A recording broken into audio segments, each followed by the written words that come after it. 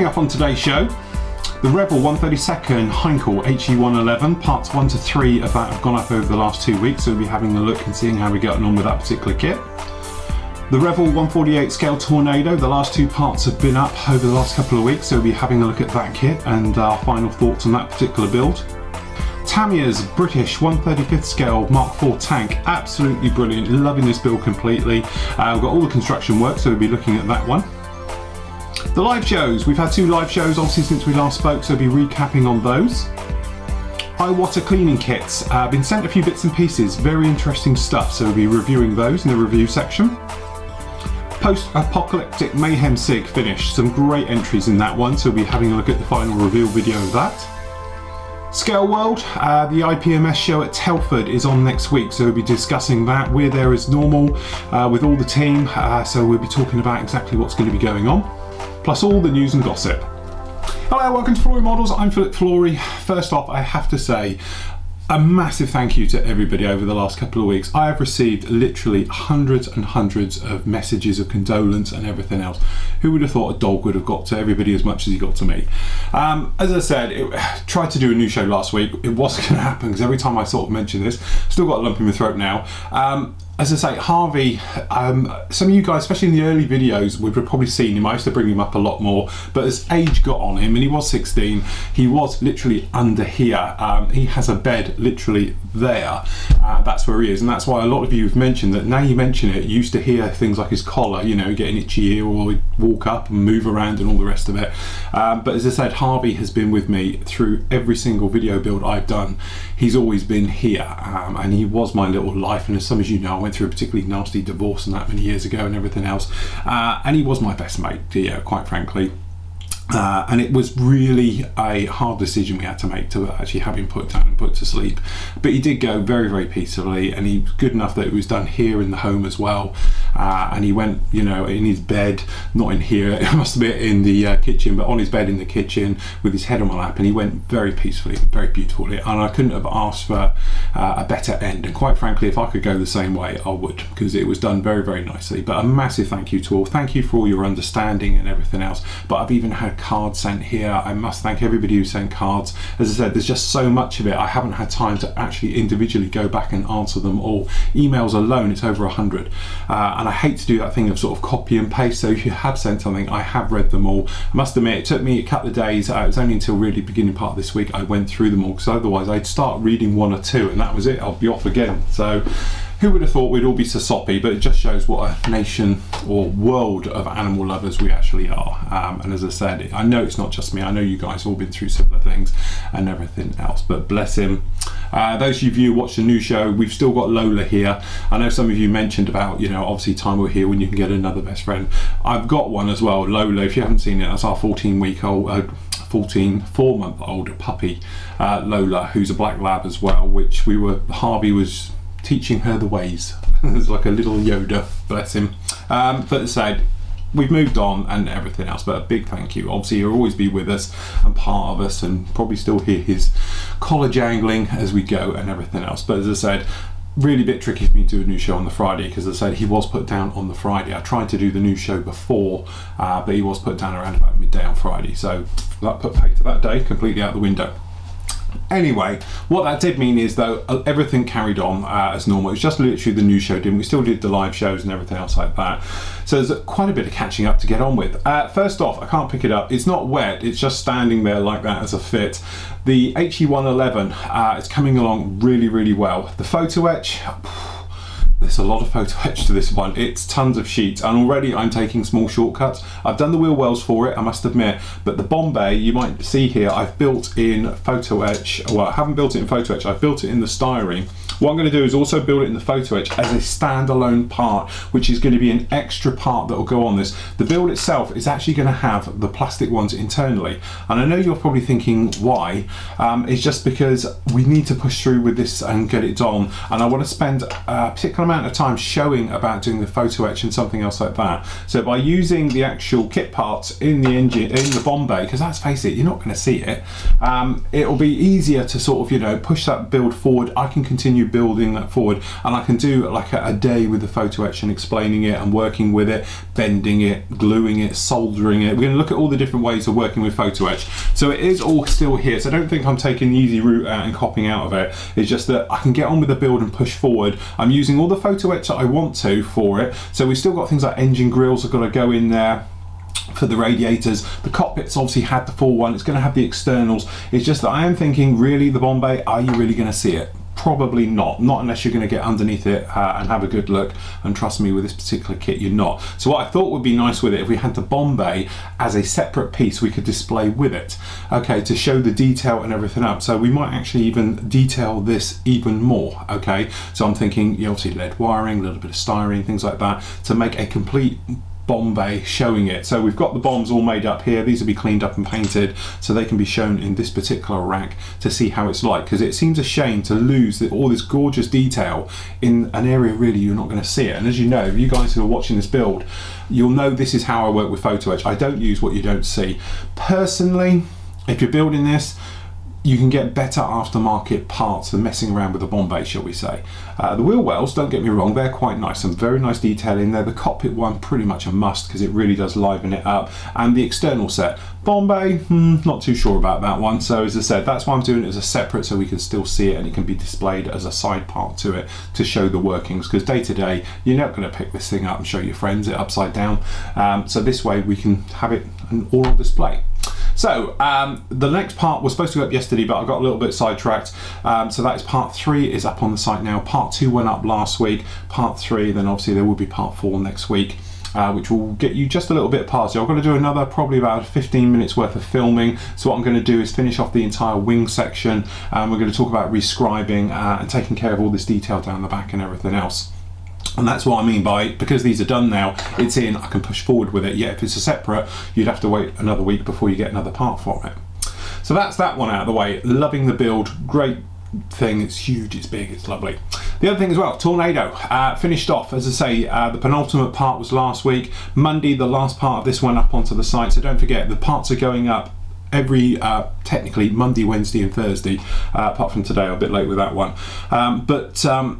What can you say? It's a sub £20 kit, okay? They're on eBay on buy it nows with free shipping for £19. You know, that's absolutely fantastic. This is totally out of the box, apart from the decals and a couple of little things we've changed, but don't forget, all the parts are out of the box apart from the glass for the actual designator pod under the chin here.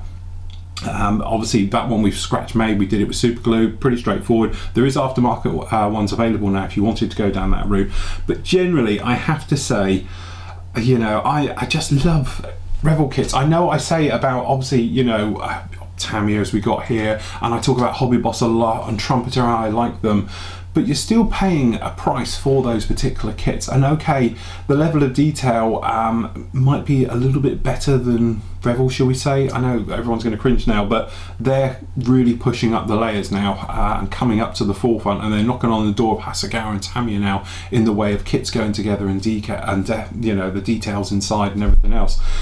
Revel, they're still making fantastic quality kits, but they just have that little thing. I know I speak about it other manufacturers, and I'm not going to go on a slating exercise now, but there's just that level of flash, ejector pins, and things like that where you don't get on the more expensive kits.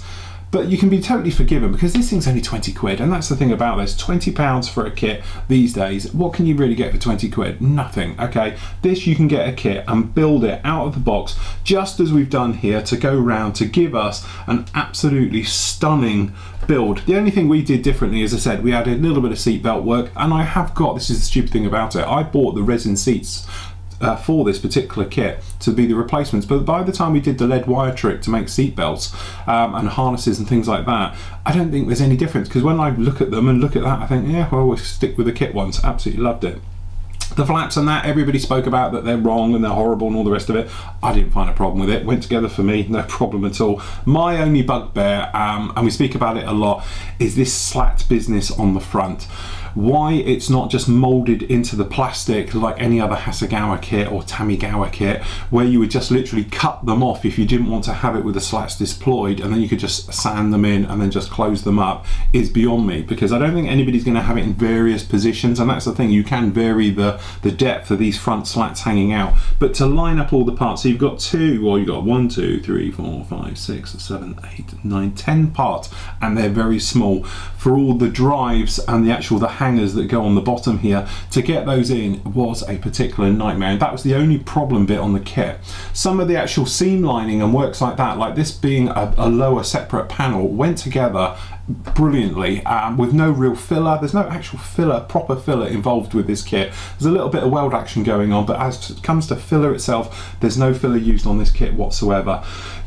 As I say, the level of detail, the riveting and everything else, again, is absolutely spot on. You can't fault it. It's completely in scale. So if you are looking for a Tonka or a Tornado straight out of the box, this is definitely the kit for you, and it is the best 1/48 scale kit out there. The Hobby Boss ones, they've been superseded now, and as soon as they do bring out a proper GR14 kit, and then obviously do the IDS, the F3 version, which is definitely coming out, as we know, we spoke about during the build, all the bits are in here ready for it, i.e. the actual fuselage lower half is a separate part, but then up inside it's got curve outs for actually where the Skyflash missiles in the belly, because they're semi-recessed into it, they're all ready for it. So we know it's coming, so when it does come out, it will be absolutely fantastic, and it will make a brilliant Tornado family, because all they've really got to do is, obviously we've got the IDS version here, obviously got your ECR, your F3s, and away you go. You can make basically all the Tornado family with all the different countries that have used them,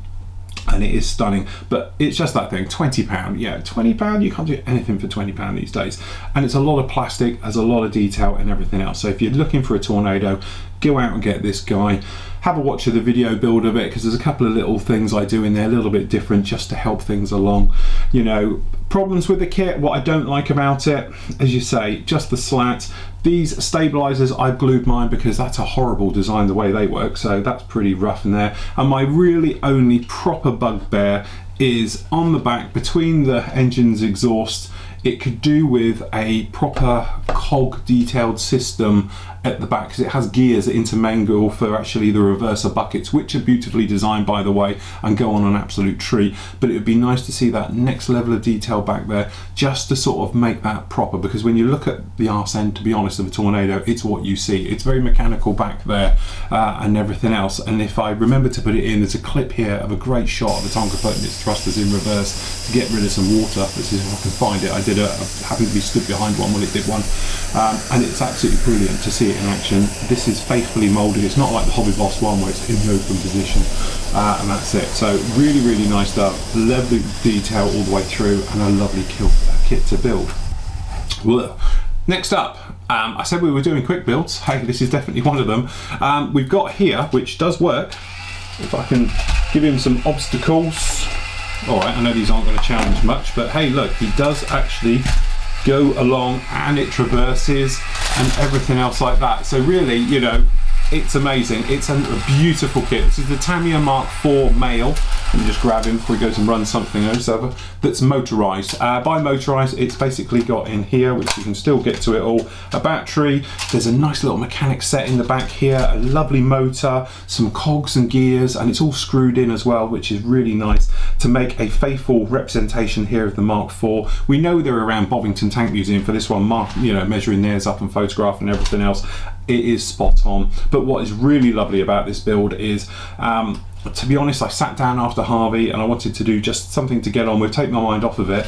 I built this basically in a day and a half, which doesn't count because it was probably only 6 hours start to finish, 8 tops, to put the entire thing together. The track work, we spoke about it during the review, was a joy to do. It took me 8 minutes to do the entire track, all of it together, which is, I think there's like 86 in there, so what you got, roughly around about 190 parts to go round and do them all. You get a load of spares with it as well, so you don't need every single one, but just generally working on this gun section and going through all the parts, the way it comes in is absolutely beautiful. And because it's Tamiya, you know if something's not fitting, and trust me, I think the mind was elsewhere. It's what happened to me, is that, you know, it wouldn't work, and then all of a sudden you get the light bulb and it's the wrong part you're using or something else like that, and it works beautifully. So it's a bit like me with the polycap on the end. I say it's wrong, and then I found out I was using the wrong size polycap.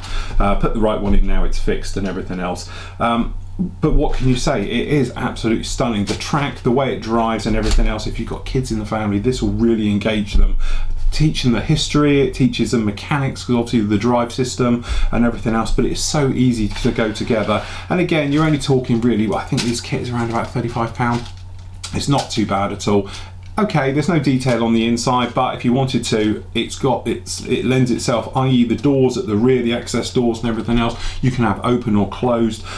So you could put detail into this one and liven it up very, very nicely. The battery, all you'd have to do is actually stick it sort of where the engine would be, and instead of having it crossways, put it long ways in. It will go. You have to lengthen the wiring a bit, but you could still have it as a working model with those bits in there. It is lovely, it's fantastic. Go out and get one, as simple as that. The Taken one, I don't know, all the tracks, these beautiful tracks. Although I have heard now that Taken, they've actually doing a fast track series like this as well, so you don't have to build zillions of them and put them all together. So this guy is now ready for painting. The first, I think we've got 3 parts up for this one already. There's going to be a couple more parts just to get the building work done and everything else. But on Monday, I'm going to be painting it. I might even have it in time up for Telford. Don't know about that yet. But certainly from our point of view, what I'm going to be using, which I've never used before, we've got hold of AK Interactives. This is the British World War I colour set. It's one of these modulation sets. As you know, I'm not a fan of them, but I thought I can't be sort of, you know, a bit of a guy over this one until I've used them. So actually what we've got, I've never used AK stuff before. Yes, it does look surprisingly like the Vallejo ones, and when you look at the bottoms it really does. So we're going to give these a whirl for the first time. So we've got the base colour brown, which is the AK 4042, okay, which is the khaki brown. It's the standard colour that everything was in World War I. And then we've got here the brown shade of that, so obviously it's like the mud shade of it. And we've got here, I think they call this one the light shade of it. So it's a modulation set. So actually what they mean is you get a colour each side. So you get your base colour, you've got your lightened and your darkened, which if you watch a lot of my builds, anything I do, I tend to say, well, if you're doing a lightened one, you add a couple of chances to grey to it, and if you want to darken it, then you obviously come in with a darker grey to darken that original colour up, and then that way it gives you your modulation. But you get it in the set. You know, I've been saying how these really are a bit of a swizz, so I thought I better use them first before I completely knock them. Okay, so we're going to give these a whirl next week, see exactly how they are, and then when we come back, obviously you can see the full review of how we're using it during the build, but obviously I'll mention it on the show, the next show we do with it, when this one's completed. But there we go, so a bit of AK stuff for that one, so it should be quite interesting stuff to work with. Okay, speaking of things as well, I was sent, I must admit, I didn't buy this one. I was sent this one by the airbrush company. They've sent me some cleaning gear, okay, for Iwata airbrushes. So actually what we've got is this guy, which in my review, I did say it was a gimmick. I've had it now literally a couple of weeks and I've used it a few times, and when I've had the guys here as well and we've been doing teaching and various bits and pieces, we use it a lot and it does come in handy. My only thing is keeping it clean, okay, because it'd be really easy to tip paint and cleaner. But basically what this is a glorified mouse mat, okay, with edges. The great thing about it is you can strip your airbrush, chuck it all over it, and you've still got all your parts. Now how many times have we all done it? You've had it on paper towel or, you know, kitchen roll, and then you've lost a bit because when you've picked it up or you've pulled it, something's run off, especially when you're dealing with Iwata bits and pieces, purely because they're so small. Evo stuff and H&S stuff's not so much of a problem, but certainly with the little guys, it's really easy to lose the bits. This stops all that from happening, so it's really handy. And then we've got a full cleaning kit, which we'll talk about during the review and everything else, and then new spray cleaner. So let's have a look.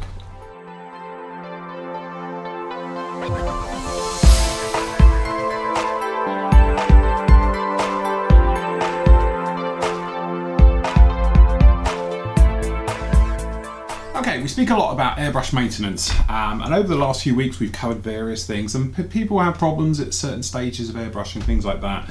So really it was handy when this arrived this week. What we've got here is Iwata's latest sort of cleaning kit and tools and everything else. To start with, you get one of these, which, okay, I must admit, does seem a little bit gimmicky, shall we say. All right, what we've actually got here is a glorified mouse mat, for want of a better word. But we do have to say it is incredibly, well, I don't know if this is sticky. It's a plastic protector to stop it slipping. Actually what we have here is a type of mouse mat, but as you can see around the edges here, it has got a sort of raised area on there. So immediately, you know, it comes in handy for when you're stripping down your airbrush, taking it apart and everything else, all those bits that roll off your desk and you get lost, especially if you've got, you know, somewhat of a messy desk and things like that. This will stop that happening and everything else. It's cushioned and padded as well, so we suppose we would use Iwata's airbrushes in here. Putting them down and everything else like that, it's not like a rock hard surface you're going to damage it on and everything else like that. You've also got quite a nice little breakdown in here of all the parts you're going to be using. So it says about, you know, the different things for it. So we've got the nozzle cap, which as we know is the outer bit down here, the needle cap, the fluid needle inside there, the needle set areas. So if you've never seen it inside an airbrush, it's quite nice little touches down here with all the little things at the back. So as I said, something a bit different, but if you are stripping down your airbrush, quite handy to have it on there and being cushioned and everything else. Because it's on a rubber backing as well, see, it's even making my cutting mat shift. It's not going to slide off, so you're not going to knock it and it go flying as well. And to be honest, it's pretty heavy stuff. So immediately I'm thinking, at the time, gimmick. Now I'm thinking quite useful. Yeah, to be honest, I think it's one of those things, if you're cleaning out your airbrush, you can put it down on here and you have no problems with it. So it's not like times when I have as well, I've caught it on me, dragged it off, and then things have gone flying. Okay, so if you are disassembling your airbrush, as I said, you're putting it all in here like you would normally, all right, you know you're all good. You know, just to chuck it down loosely, all the separate parts. We can get this M1 off. I don't think the M1 is going to come off. Okay, you can just pop it down like here and you've got no problem with it, okay? That way you can even pick it up, move it off to one side, okay, and you've no problem. You're not going to lose any bits sort of manoeuvring around there. Next up as well, we've got this guy as well. This is a cleaning kit, basically, for want of a better word, with all the parts in it. Now, I haven't looked in this whatsoever. As you can tell, like all the reviews we do, this is sealed. I really haven't even looked at it that closely either. It arrived early this week. So we just put that down there. Now we've got a bit more tape. Okay, just to stop it all falling out. Okay, so in here you have got a little cleaning kit.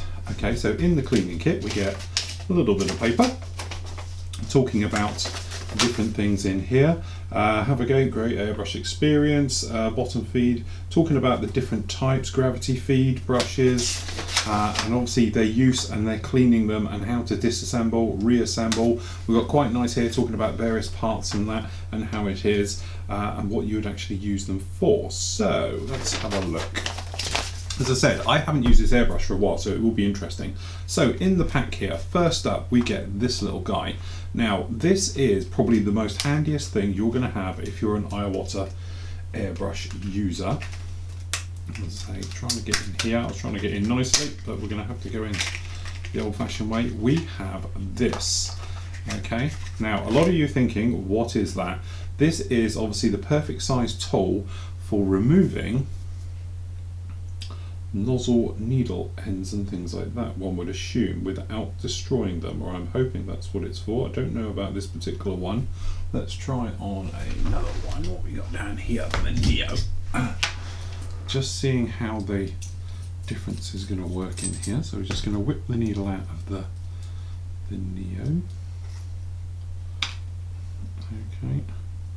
Then if I can even get the end cap off, which is on there pretty tight, as you can tell. I don't use it that often.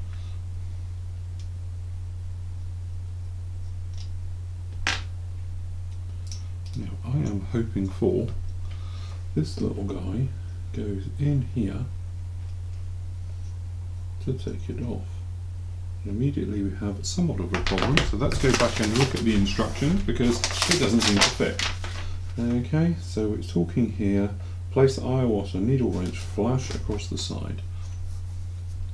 So if you were taking it off of this one, just for example, on the floating cap, as we're doing here, placing it in and twisting.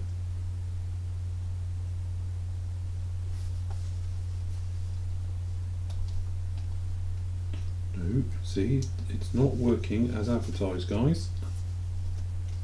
because I don't want to force that. Let's try it on this one. Alright, okay, that one worked. So now you can take off the thing. Now the reason I worry is because these things here are extremely delicate and I've destroyed quite a few. Okay, that's why I'm doing it, and that's why I love the floating type on here, because if it goes wrong you can just get the new bit and off you go. Okay, so we're just going to lightly tighten this guy up again, but it does seem to work. But my only sort of complaint, if you like, is this end here, how it actually, it doesn't lock in. It feels like it's not on correctly. Okay, now I've used it and I'm gaining confidence with it. Okay, perhaps it does. It's just, you know, it's a nice engineered piece of equipment and all the rest of it. When you first stick it on there, you think this isn't going to work. This is going to go badly, you know. See, I can't physically get hold of the ring being how this is. Let's just try and clamp it down. If I could even get hold of it. See, they didn't give you a tool for this bit, unless I haven't read it yet. No, I can't physically get hold of this enough to get that end off, but I am giving it some beans on there and it's not going to go too far. But as I said, nice little wrench. It's a, you know, nice little tool.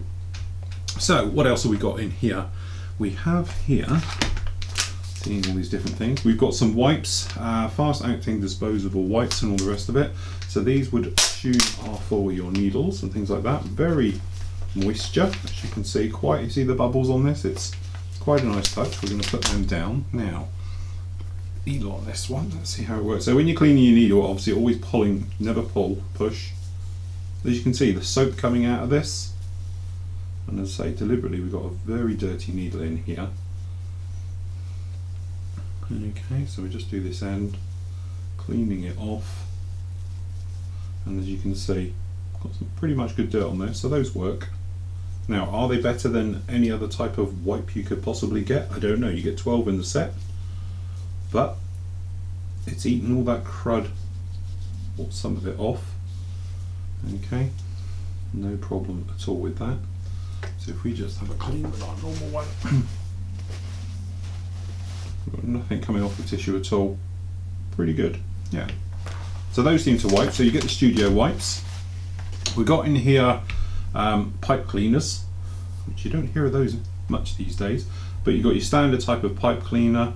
They're metal inside. I'm sure you know what these are. You've seen them all as a kid and everything else, but generally you can use them just for cleaning out your airbrush and going around with all your different areas. So you could sort of come down in here, poke down, poke around, come in with them all in these sections just like that. Obviously I have specific brushes for doing it, but if you did want to do that, what else we got? Push the clean up and down the colour cup.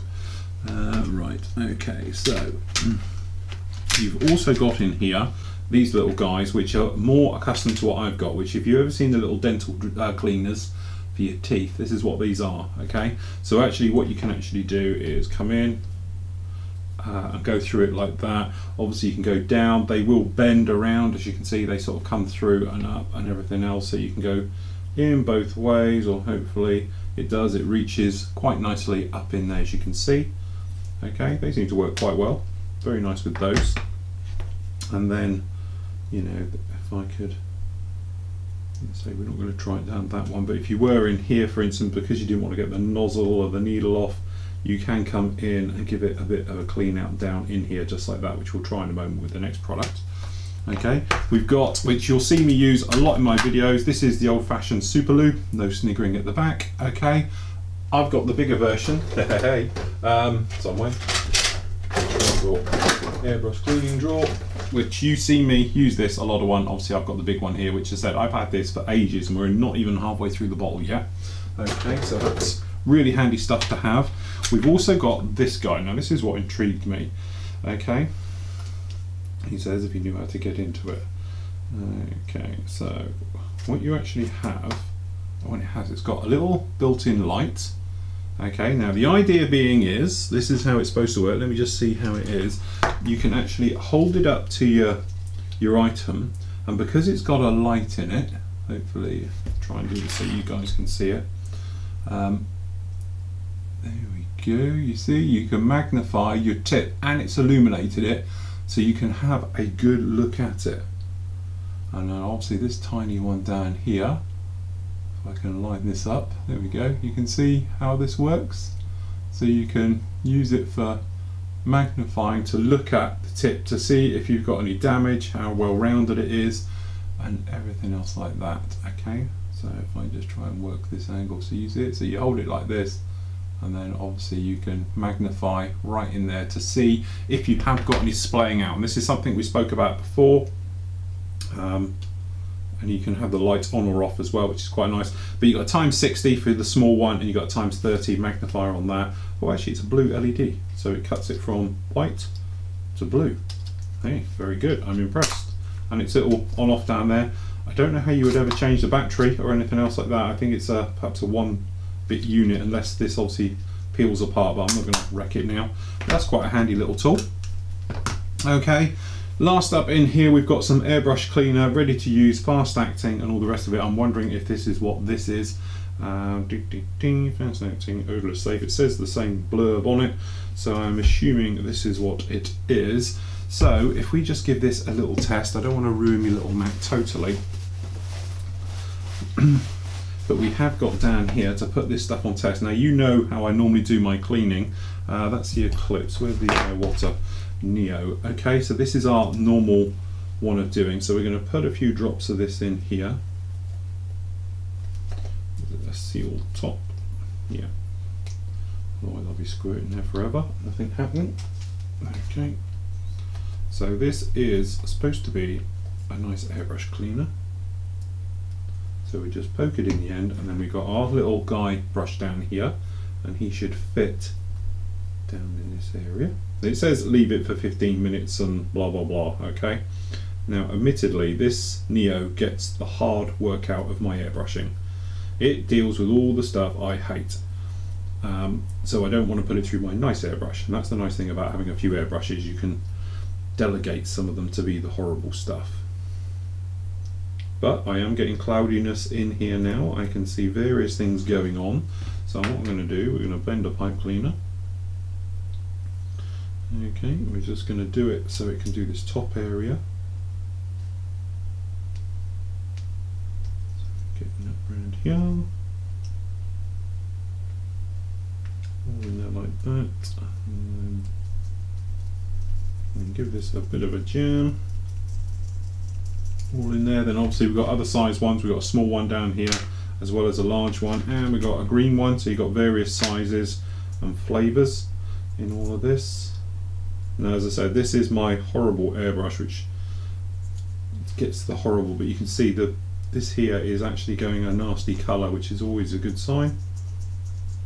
Okay, so you can see the crud all coming off this, so this stuff is definitely working. It does say on here, in its defense, probably leave it, I would have thought. No, it doesn't actually, forget that. Normally they say on there leave for a certain amount of time.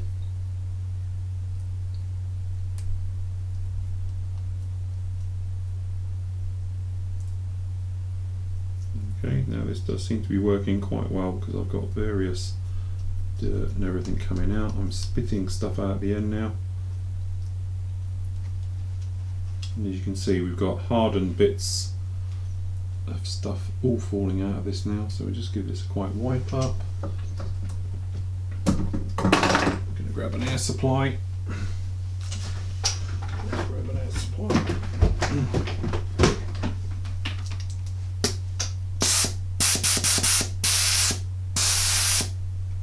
Okay, so we can just pop that in just like that. Here's the one for this one.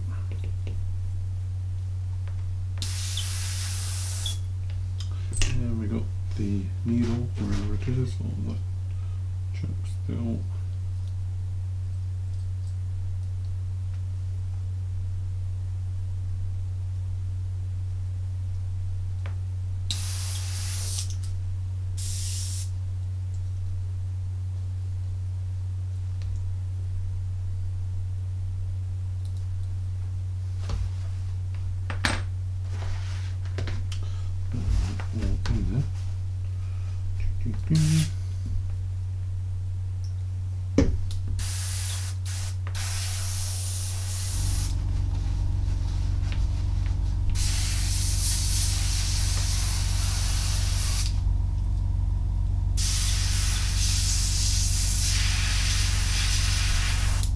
Yeah, I wouldn't go massively overboard about this stuff, you know, and all the rest of it, but as I said, it's one of those things. This is a particularly nasty airbrush that it's used in there. It hasn't stripped it through perhaps fast as other ways I do it, shall we say, but certainly if you wanted it to be on your more delicate regime of airbrushing and everything else like that, then fair enough. Let's just try it on this needle, see if we can get some of this rubbish off of this. As I said, I think, if I'm honest, this is more inclined to doing things like your acrylic airbrush cleaner, environmentally safe. It doesn't say. It says oil-based paints and all the rest of it, but I'm not being funny, it's not, because it's not touching it. And just to show, if we just went for this in a different way, we just use some bit of cellulose thinners in here, as you can see, that's what I call cutting through. So you can just cut through the oil balls. Now we do it onto this. Yeah, it's not doing much, if we're honest, with metallics or cellulose, oil-based paints and stuff like that, but I'm sure it probably would be fine using your normal regime and things like that in there for certain. This all seems nice, all quite clean. Are you going to run out and buy one of these? If you haven't got an airbrushing cleaning set, then obviously it could be a good one to do. If you did want to do it, you might be able to do it slightly cheaper by using different things. The mat, I must admit, is one of those things I thought gimmick, you know, but now I'm playing with it, I'm thinking that's quite good. It's quite handy having this guy because it's talking about how you use the tools, but also it's talking about general maintenance and things like that, about lubing your needle, putting tops on, things like that. If you watch any of my videos, especially on airbrush maintenance, things like that, I cover all this anyway, so it's not a problem.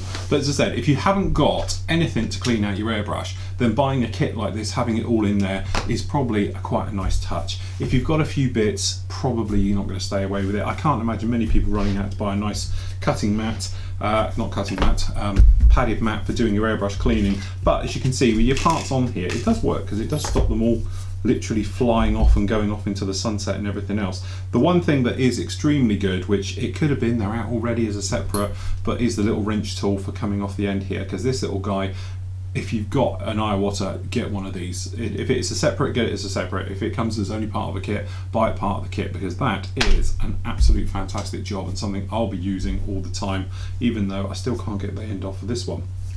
But there we go, that's it. That's the Iwata cleaning stations and things like that. So we just pop these together so we don't end up losing them. Okay, let's pop this into here and the end off. Now the last thing we've got is, I'm assuming it's just the same as their other one, and I say I don't want to get our nice new mat dirty, so we'll shift that, stick this over here, and what we're going to do is give a birthday treat to one of my airbrushes. Let's try this one. Okay, so this stuff here is the pump form, which I assume is just a giant version of this one. It doesn't say it anywhere. Basically, you've got it in. My only complaint is when it was coming to me, it leaked everywhere. But it's a foam action, which is totally different, or helping it out and all the rest of it. So as I said, that goes in there really nice. Or you can do the nozzle round again, and I assume you get, stop, we want spray. So that's a nice fizz one. So it's good practice. Screw it down your entire airbrush all over to keep them clean. You wouldn't imagine the amount of them that I get at shows and stuff like that, and sent here where they're absolutely covered. I have to say, that's quite strong stuff. Did it say, well, you know, always spray it away? Yeah, no kidding. Do not spray in eyes.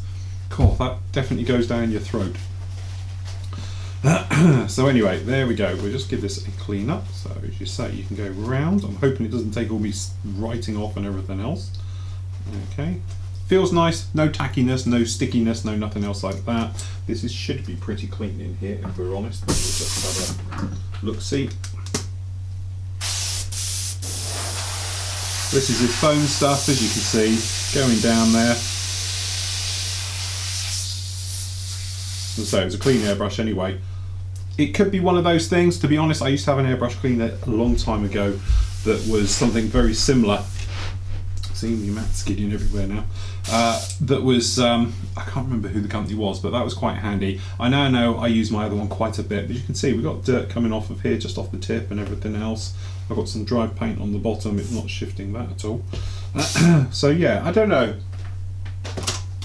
Have to play with this one a little bit more, but as I said, they call it the 360. It's got a directional squirt, so you can squirt it down your colour cup, and also you've got a nice spray pattern for doing it over. It could be that handy thing that, you know, bung it down, give it a spray. If you've got the parts out separate, obviously you're taking about all your airbrush and you've got it lying everywhere, then you could obviously come along and just give it a spray and everything else like that. But as I said, it does work quite well. I think, you know, if you want to keep your tools clean and everything else, again, my only thing is it just fires it everywhere. It's gone all over the bench. But I've got a little bit of dirt around the back here, see how it handles that. But it does bring up the chromey stuff, absolutely lovely. You could use this as a lovely chrome cleaner, because there we go, we found what it's designed for. Obviously it's designed for Iwata, because that is absolutely beautifully clean. A couple of little marks on there, need a bit more of a scrub. But generally, let's see, yeah, it's even eating through clear, because that's clear on there, and stuff like that. But it does give you very nice smear-free shine when you compare it to the other end. I haven't done it, so this end I have. So yeah, it works quite well. Very nice. My only downside is the mess it's made of my bench now, because I've squirted it everywhere. I've got globules of it all over the place. So there we go, Iwata. You've got the cutting mat, not a cutting mat, sorry, going to call it cutting mat now, but you've actually got a work mat for doing your airbrushing and all your bits and pieces, very good. You've got the set here, again, very nice. You've got the various tools inside it, which would be quite handy because you can just pop them all back like this, okay, and you can keep them all nice and safe. Do your end up somewhere off, so every time you want to do cleaning of your airbrush and everything else, you just pull this out and give it a whirl just like that. So there we go, that's the Iwata cleaning sets, and obviously work mat with the spray.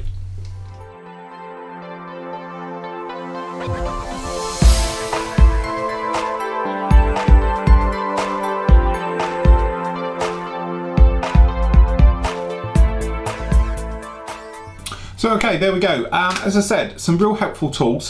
This little guy is absolutely fantastic. I have had it apart now. You can change the batteries. There's just two little like watch batteries in there, the little button type one. So if you ever want to change the batteries, you can, so that's no problem. I don't know, it's one of those things. If you haven't got an airbrush, or you're new to airbrushing someone else and you need a cleaning set, then go and get one of these, because you've got everything in here you'd always need. Some of us though, we've got a lot of this stuff. Pipe cleaners, to be honest, very old school. I haven't actually used a pipe cleaner in years, because I have got cleaning brushes and various things which are designed to work with my airbrushes, so they are, yeah, precisely cut to the right sizes. So when you're poking them in, you're not putting pressure on any seals or areas or anything else like that. Pipe cleaners, I think, a little bit old school for that now. Certainly things like the tool itself, which we've got in here, is pretty much a must. If you're an Iwata guy, those little nozzles on the front, trying to get those off can be a complete pain. And to be honest, it is the reason I moved away from Iwata, is purely because I kept rounding them off and had to send them back, okay? I'm not the best at maintenance with an airbrush. I know we talk about it a lot here, but I am pretty lazy with it, and that's why I love H&S brushes so much, because I can leave them, they weld up, pull them apart, clean them through, stick them together and they work again. But if you need something to get off that all-important nozzle off the end, this is what you need. But I still can't get the one off my floating end without a pair of pliers, which is not exactly the way I want to do it. But if you need one, that's what to do. Super lube for your needle, I know. It's pretty handy stuff. I've got a big one in there, steady. The cleaning tools and everything else, the bits and pieces, again, you know, I've got brushes, you can buy them off the internet. Wet wipes, I think, are a little bit of a gimmick. The airbrush cleaner itself, okay, is great for day-to-day cleaning. So perhaps if you've finished airbrushing and you want to put your airbrush away for the day, use the thinners you're using to thin your paint, i.e. enamel, lacquer thinners, or acrylic, something else like that. Then come along afterwards when it's clean and you can give it a blow through with this, just to sort of make sure it's all clean and everything else. It doesn't like dealing with really tough stuff, i.e. it doesn't seem to melt it. Once it's dried, my traditional stuff like my Vallejo stuff, it actually will melt down and you can get it off. This stuff tends to chip away at it, and when you get chipping of paint, it gets down in your nozzle and causes all types of problem. So that's why I stick away from it. So I do have to say though, it makes your airbrush look beautifully clean, better than my stuff does, because this stuff is literally, you know, you spray it on and the chrome work absolutely sparkles at you. It's beautiful stuff. So I don't know quite what's in it from that point of view, but it does work really well. Wet wipes again, bit gimmicky and everything else, but as I said, if you haven't got a cleaning kit and you want to get it all done in one hit, especially obviously if you're using Iwata stuff because of the nozzle cleaning tool or removal tool, that's definitely the one to get. And as I said, they're roughly around about 20 quid I think for the set. It's about 20 quid for the mat as well, which is handy. The cleaner, to be honest, I've forgotten what that was now, but really handy stuff to use. So if you are in the market for something else like that, that's the one definitely to go with. Right, okay, next up, we finished the post-apocalyptic mayhem SIG. To be honest, not many entries, so we've added a few more pictures this time into the reveal video. So let's have a look at your great work.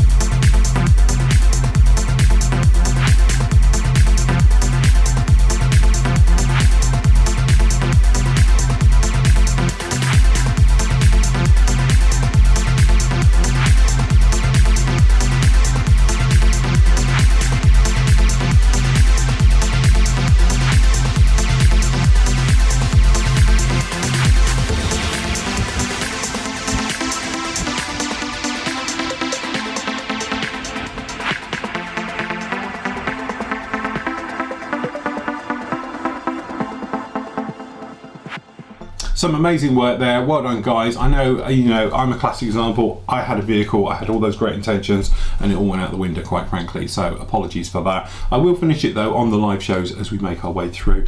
Do have to mention though, you've got until the 16th of November to finish your World War I stuff, so really you've just got over 2 weeks. Mine will be done for this one. Promise it will be finished with our new AK interactive paint. So that is going to be my entry into that particular SIG and everything else like that. But you have got 2 weeks, so it is going to finish on the 16th of November. So please push through for your builds. Let's get them completed and everything else like that. The D-Day, which is group build, which we've currently got 114 entries in on that one, is going to run to the 23rd of November. So you've got another week after that. So we are talking just over 3 weeks to get all of those builds done, finished, and you know, ready for the reveal at the end of it. Don't forget the D-Day one, there will be medals as normal. There's going to be badges, stickers, and various promotional Flory Girl stuff, as you can imagine, that we've got around here these days, and doing things like that. So it's going to be well worth making sure you get your finished ones in there. Remember, we want proper build threads. It's not a case of here's the box, 1, 2, miss a few, 99 and it's finished.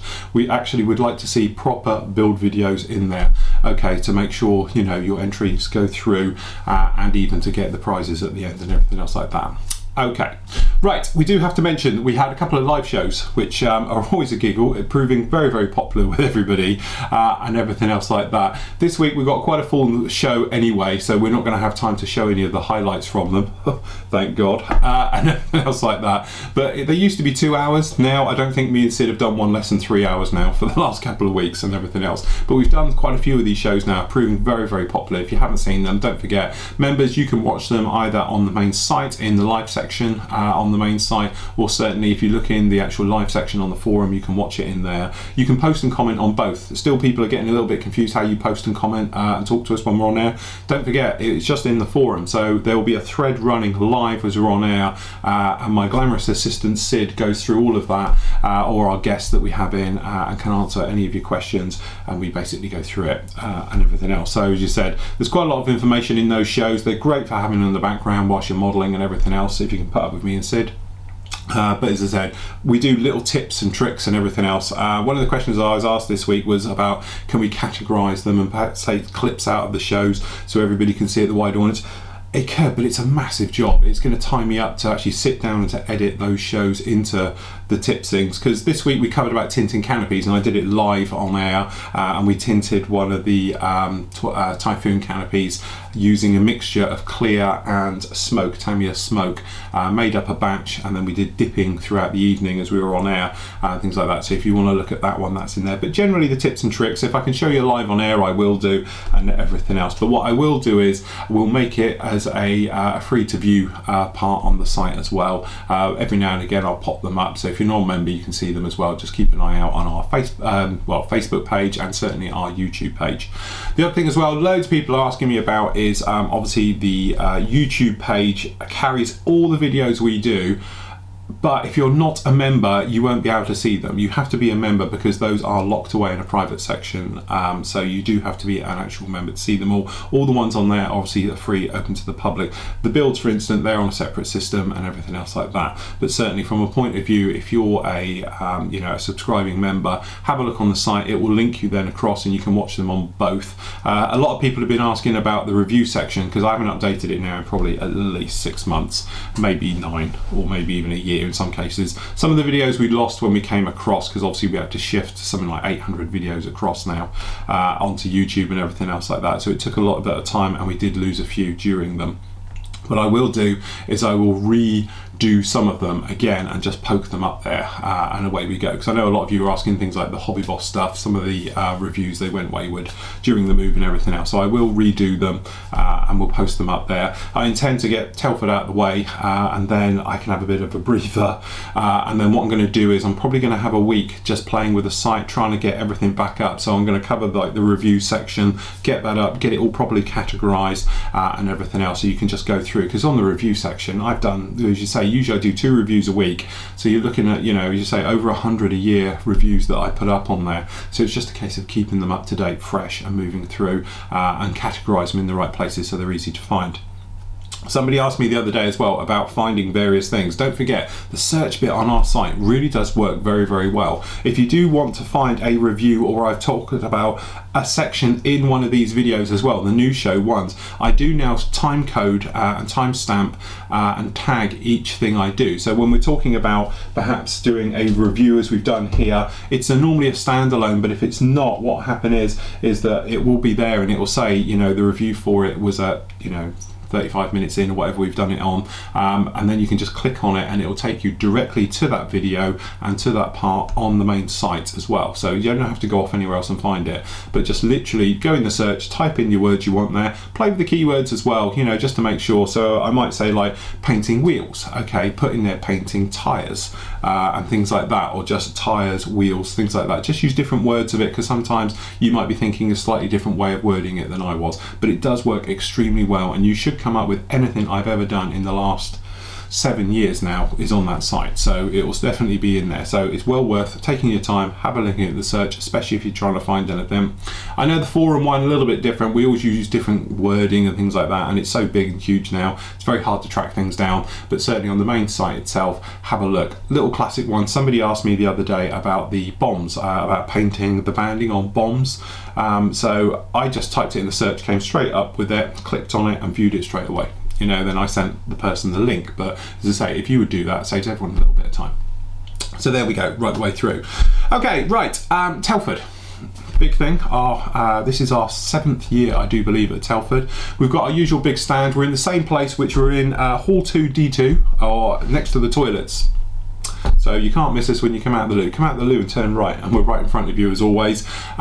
Members, there is going to be a little bit of something for you, okay? Normally, as you know, we do a code or something else like that. Because we don't know what it is yet, quite frankly, I'm waiting on the sales team to tell me, that we will sort something out for you. So if you just come along, and you're going to need your username, okay, and we can check you off against the list, and then obviously you can get a little something off of us as a little bit of a freebie. It's going to be stickers, badges, posters and things like that as well. Okay, so there will be our usual little something. I know we didn't do it last year, but that's because obviously we had a death right on the doorstep and everything else, but that's back again. So literally pop along to us, come along and say hi. I think Steve was talking about in the forum, we're going to do a daily meet. It's going to be 2 PM at our stand. We've usually got quite a bit of area because we're by the big door as well. And if we can get a group photo with you guys in and everything else, I'm going to be by the stand all day, both days anyway, so you can find us there. We're staying at our usual haunt, God help them, we're back again. We're at Telford Central, which is the Premier Inn next to the train station in Telford itself. So obviously we're going to be having our meals there. We usually have our meal obviously on the Friday night and the Saturday night. Sunday we go straight home.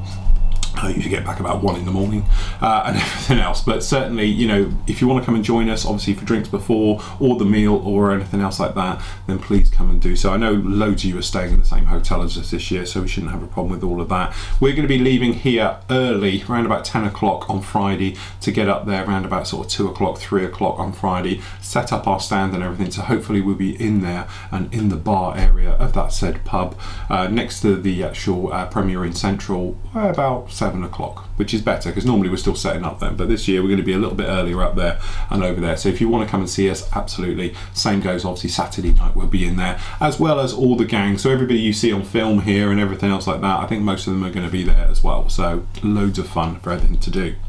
So really, that's about it for this week. Thank you for joining us again. As I said, apologies for no news show last week, but hope we've made up for it this week. I'm going to be carrying on. So next up, we're going to have the next part of the Hind, which should be up on, I think, Wednesday next week. We've got the next part of the actual Mark IV tank.